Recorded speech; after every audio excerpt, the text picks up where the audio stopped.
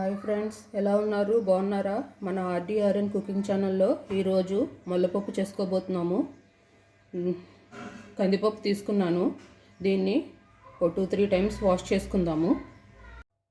2-3 times కడిగేసుకున్న తర్వాత దీన్ని ఒక 10 మినిట్స్ పక్కన పెట్టేసుకుందాము. ఇది నానుతుంది. తర్వాత మనం ఉడకబెట్టుకుందాము. ఇలా చేసుకోవడం వల్ల మనకు గ్యాస్ కూడా సేవ్ అవుతుంది, పప్పు తొందరగా ఉడికిపోతుంది. ఒక 10 మినిట్స్ తర్వాత ఒక ఉల్లిపాయ, ఒక 5 పచ్చిమిరపకాయలు తీసుకుని పొడిగా కట్ చేసుకున్నాను ఫ్రెండ్స్. పండుమిర్చి మనకి అవైలబుల్గా ఉంటే తీసుకోండి ఫ్రెండ్స్, బాగుంటాయి. కారం కారంగా ఉంటుంది పప్పు. ఇందులో వేసేస్తున్నాను. ఇప్పుడు స్టవ్ ఆన్ చేసుకుని దీన్ని ఉడకబెట్టుకుందాము. ఈ పప్పుని ఒక 2 గ్లాస్ ఆఫ్ వాటర్ వేసుకుని ఒక 10 మినిట్స్ ఉడకబెట్టుకున్నాం కదా. పప్పు ఉడికిపోయింది ఫ్రెండ్స్. మరీ మెత్తగా అలా ఉడికిపోవాల్సిన అవసరం లేదు. మనం పప్పుచారు గట్ట పెట్టుకునేటట్టు మొలపప్పు అంటున్నాం కదా, సో ఈ వాటర్ అబ్జర్వ్ అయిపోతే సరిపోతుంది. మనం ఇప్పుడు పసుపు వేస్తున్నాను. ఒక 1/2 టీ స్పూన్ పసుపు,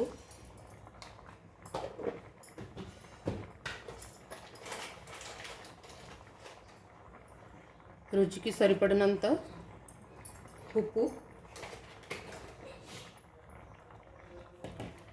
ఒకసారి మొత్తం కలుపుకుందాము.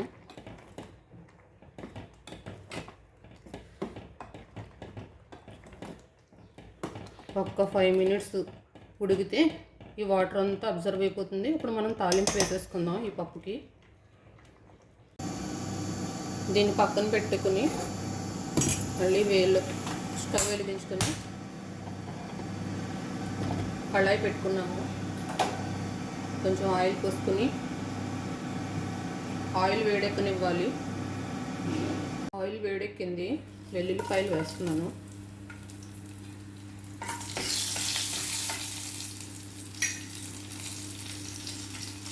పోపు దినుసులు వేస్తున్నాను. ఆవాలు, జీలకర్ర, మెంతులు, ఎండుమిరపకాయలు,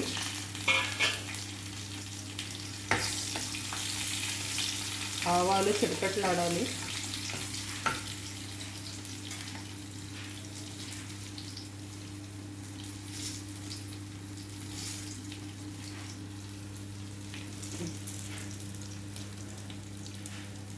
ఈ పప్పులో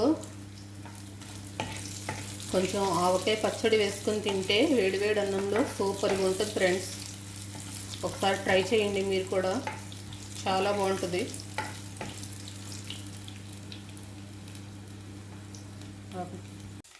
ఈ పప్పు వేసేస్తున్నాను తాలింపులో.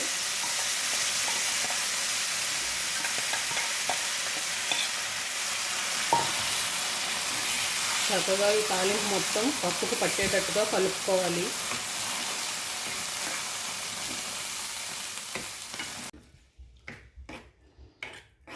మొత్తం కలిసిపోయింది. దీనికి సాల్ట్ కూడా సరిపోయింది. ఒకవేళ తక్కువైతే వేసుకోండి.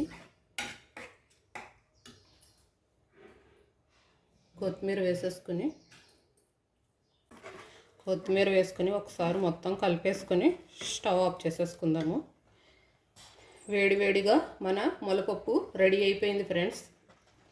ఎవరైనా మన ఛానల్ని కొత్తగా చూస్తున్నట్టయితే సబ్స్క్రైబ్ చేసుకోండి, లైక్ చేయండి, షేర్ చేయండి. మన పాత వీడియోల్ని ఒకసారి చూడండి ఫ్రెండ్స్.